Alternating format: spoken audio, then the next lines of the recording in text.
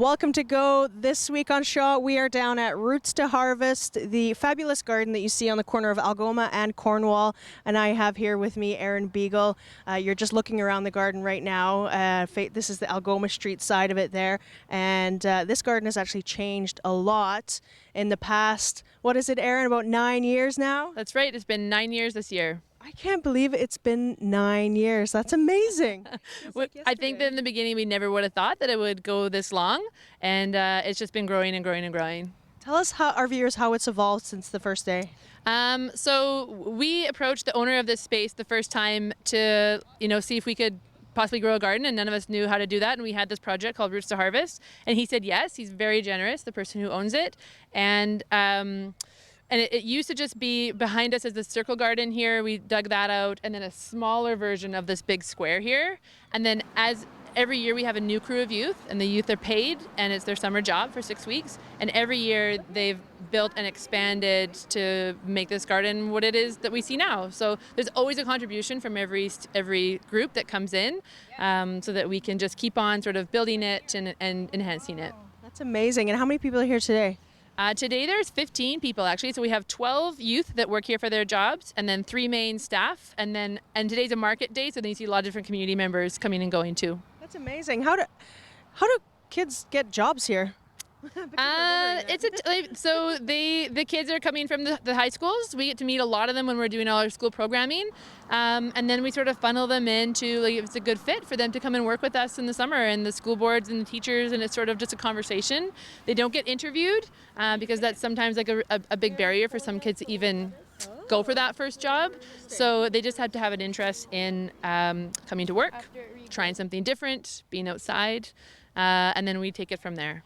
What a great thing to learn as a young person, learning how to grow your own food, keep bees and rabbits and things like that. Absolutely. And and all of that stuff that you see, so Roots to Harvest, like what we see about Roots to Harvest, what the community sees when they drive by, is they see the garden and the food. But what Roots to Harvest is working with people and youth. And so this really is just like the classroom and the medium to have meaningful work and relationships with young people, so that they can have a contribution and build themselves and their skills. And so gardens is one way of doing that. If it was a mechanic shop and that was the way of doing that, that would be something. There's lots of different ways of doing it, and it just works that gardens work for us. So like Roots to Harvest is about the food, but primarily we're totally about the people. And you must have learned a lot along the way as well. Tons. This is not my background. I am not a gardener or farmer by trade. I'm an educator by trade, and so working with people, no problem. But the great thing about being in this neighborhood is there are so many neighbors that come around, and they'll say, have you thought about doing this? Or, I'm noticing that, this is what's going on with your carrots. And because there's so many like longtime residents and gardeners and even, past farmers. So we get a lot of free advice. That's fantastic. It's amazing. I love it. Now, why, you've been here 9 years. Why do you keep coming back? What brings you back every day? It's the people. For me, being in a positive space that youth can experience success and be valued for their work is really empowering for me, and I think for the community too.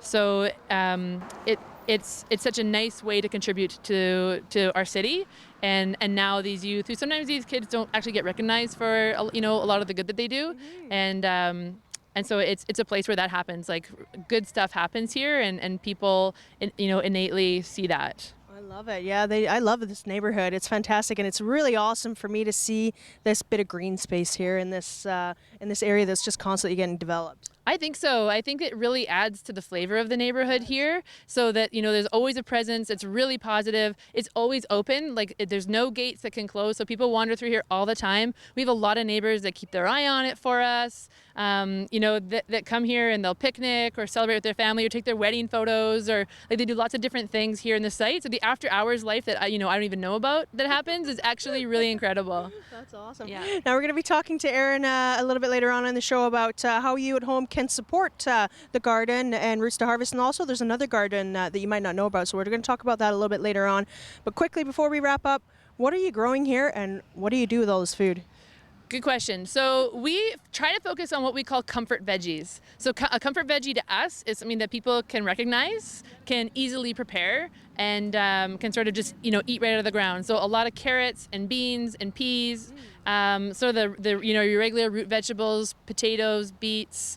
There's lettuce. There's squash. There's kind of like all of the different things. Cucumbers, tomatoes in the greenhouse, different herbs too. So lots of different things. And we do have some of like the stranger ones like arugula or kale. And then some people come and ask for that too. But a lot of the food here, we sell it at our market. Like we have a market 2 days a week on Mondays and Thursdays from 10 to 3. But we also go out and do a mobile market. So for people who are riding the bus, we head down to the Water Street Bus Exchange on our bikes and with the trailer, and we load up the food and the tent and the signs, and we sell vegetables there for people who wouldn't normally afford organic vegetables. So we sell it at a reduced price there to enable people to access fresh veggies there too. And then there's some other programs that we donate food to, and there's a couple restaurants that buy food from us because they're nice to us and they like us. I feel like I just saw Both Hands Bread. He brings his compost, so his ashes actually come to our composter. Sweet Escape Bakery does the same thing. She brings her compost here. Bean Fiend built the composter, and they bring their coffee grounds. So it's really it is a really community collaborative effort. One of our neighbors mows the lawn for us once a week on Thursdays. He just he looks after everything. So yeah, there is a whole city that looks after this spot. So awesome. Thank you so much, Erin. I know it's a little bit longer than we usually like to do these little interviews, but it's such important information. Right on. We'll be right back with Erin a little bit later on the show, but right now, check this out.